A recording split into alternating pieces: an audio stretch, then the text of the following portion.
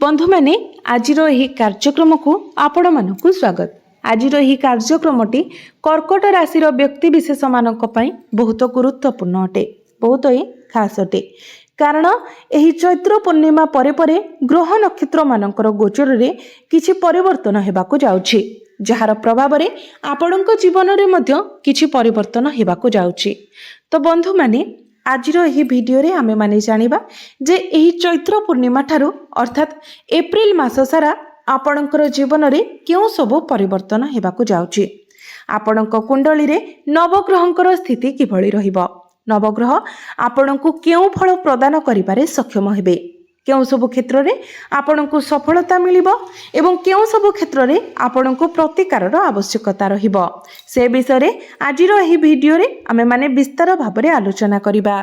सेथिपाई आपणकर मध्य जदि कर्कट राशि होई थाए तो भिडियोटी को स्किप न करी शेष पर्यंत निश्चय देखंतु एवं भिडियोटी को लाइक करी चैनल टी को सब्सक्राइब कर दियंतु। कमेंट बॉक्स रे भक्ति एवं श्रद्धार सहित जय श्री जगन्नाथ जय माँ लक्ष्मी निश्चय लिखंतु। तो बंधु माने आसंतु आरंभ करिबा आजिर एही कार्यक्रम को, जहा आपणकर जन्म राशि तथा चंद्र राशि उपरे आधारित अटे। तेबे राशि चक्रर 12 गोटी राशि मध्यरु चतुर्थ राशि हेउची कर्कट राशि एवं कर्कट राशिर राश्याधिपति हेउछंती चंद्रमा। तेबे एप्रिल मास आरंभ रे आपणक कुंडलीर आपणकर द्वितीय भावरे गोचर करुछंती केतु, अष्टम भावरे गोचर करुछंती राहु एवं बुध, नवम भावरे गोचर करुछंती शनि मंगल एवं सूर्य, दशम भावरे गोचर करुछंती शुक्र एवं आपणकर द्वादश भावरे गोचर करुछंती देवगुरु बृहस्पति। तो सर्वप्रथम आसंतु जानिबा आपणकर स्वास्थ्य किभଳି रहिबो एही एप्रिल 2026 रे। तो बंधु माने कुंडलीर प्रथम भावटी होई थाए स्वास्थ्यर भाव, इम्यूनिटी सिस्टम रो भाव। तेबे बंधु माने गुरु आपणकर द्वादश भावरे गोचर करुछंती एवं बुध आपणकर अष्टम भावरे गोचर करुछंती, बुधंक सहित राहु मध्य गोचर करुछंती। तो आपणकर स्किन इन्फेक्शन एलर्जी भली समस्या देखा देउछि। जेतेबेले आपण केवाडे बाहर को जाउछंती, ट्रैवलिंग रे जाउछंती, सेतेबेले आपणकर स्वास्थ्य खराब रहिबार अधिक संभावना देखा देउछि। तो आपण विशेष करी निजर खाद्य पेयर जत्न निहंतु एवं जेतेबेले बाहर को केवाडे जाउछंती बाहर खाद्य को आपण अवॉइड करिबा पई चेष्टा करंतु। विशेष करी 13-14 एप्रिल पूर्वरु आपणकर एही सब जिनिस गुडिक अधिक मात्रा रे देखा देई पारे। एबे आसंतु जानिबा आपणकर शिक्षा किभଳି रहिबो एही एप्रिल 2026 रे, विद्यार्थी मानक पई किभଳି रहिबो एही एप्रिल मासटी। तो बंधु माने कुंडलीर पंचम भावटी होई थाए आपणकर शिक्षार भाव। तो आपणकर पंचम भावर अधिपति हेउछंती मंगल, जे वर्तमान आपणकर नवम भावरे गोचर करुछंती। जदियो मंगल दशम भावरे प्रवेश करिवे तेबे शनिଙ୍କ सहित मंगल बहुत भल स्थिति रे अछंती।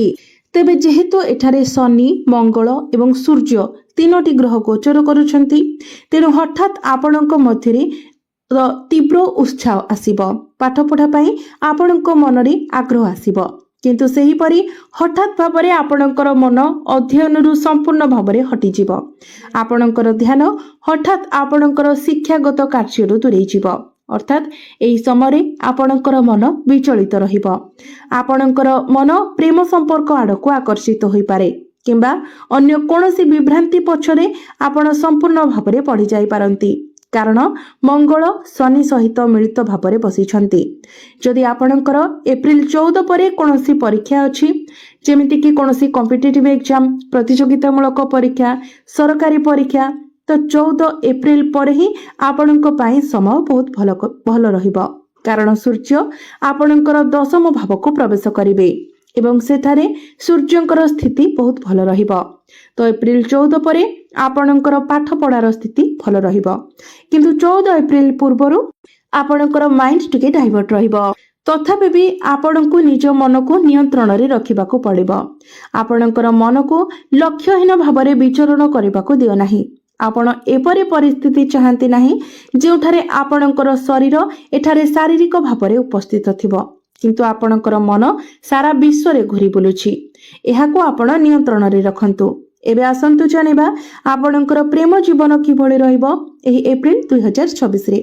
तो बंधु माने कुंडलीर पंचम भावटी शिक्षार भाव हेबा सहित पंचम भावटी मध्य होइथाय आपणकर प्रेम जीवनर भाव एवं संतानर भाव।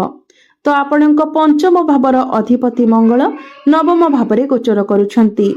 गुरु एवं बुध मध्य आपणकर पंचम भाव को देखुछंती। विशेष भावरे आपणकर प्रेम जीवन विषय जदि आपण वर्तमान एक संपर्क रे अछंती तेबे आपण आपणकर पार्टनर को सहित घनिष्ठ भावरे जड़ित थिबा सत्वे तांकर मनोभाव को आपण बुझी पारु नाहंती। मु एही एप्रिल मास विषय विशेष भावरे कहूछि। आपण केवल तांकर भाव प्रवणर अवस्था को बुझी पारु नाहंती। आपण सब बेले निज मनरे प्रश्न करूछंती एठारे प्रकृत रे कोन घटुछि। गोटे मुहूर्त रे आपण बहुत अधिक खुशी देखा जाउछंती, पर मुहूर्त रे आपणकर मूड स्विंग होछि एवं हठात करे से विरक्त होई जाउछंती। यह काहेकि घटुछि? कारण मंगल शनि एवं सूर्य एकाठी अछंती, जहा फल रे आपण आपणकर पार्टनर को मन को बुझिबारे असमर्थ हेउछंती।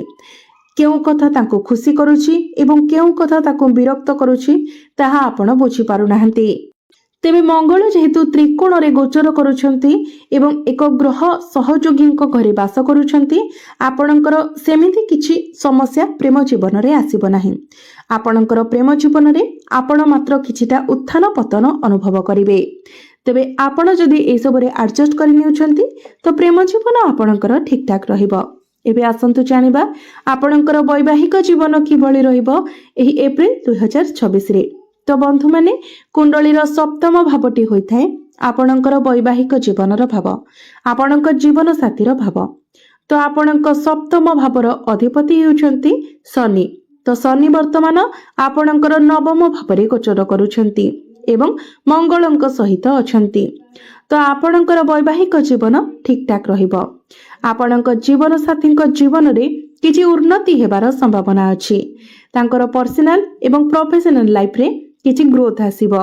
तांकर जीवन रे सकारात्मक उन्नति आसीबो। तथापि आपण आपणक जीवन साथींकर क्रोध किंबा एग्रेशन ने टिके वृद्धि देखि पारंती। जेहेतु सूर्य एवं मंगल शनिक सहित बसिछंती, सेमान हठात उत्तेजित होई पारंती। तो आपण एपरि किछि छोट छोट घटना देखि पारंती, किंतु मोटामोटी भावरे देखिले आपणकर वैवाहिक जीवन 70 रु 80% भल रहुछि। मु एक संभाव्य दूर यात्रार संकेत मध्य पूर्वानुमान करुछि। आपण दुई जण मिसी केउआडे बुलिबाकू जाई पारंती, किछि छुट्टी योजना करि पारंती। एबे आसंतु जानिबा सबुठारु गुरुत्वपूर्ण विषय वस्तु आपणकर भाग्य, क्यारियर एवं व्यापार वाणिज्यर स्थिति किभଳି रहिबो एही एप्रिल 2026 रे। तो बंधु माने कुंडलीर नवम भावटी होइथाय आपणकर भाग्यर भाव एवं दशम भावटी होइथाय आपणकर क्यारियर भाव। तो आपणक नवम भावर अधिपति हेउछंती देवगुरु बृहस्पति, जे कि आपणकर द्वादश भावरे गोचर करूछंती।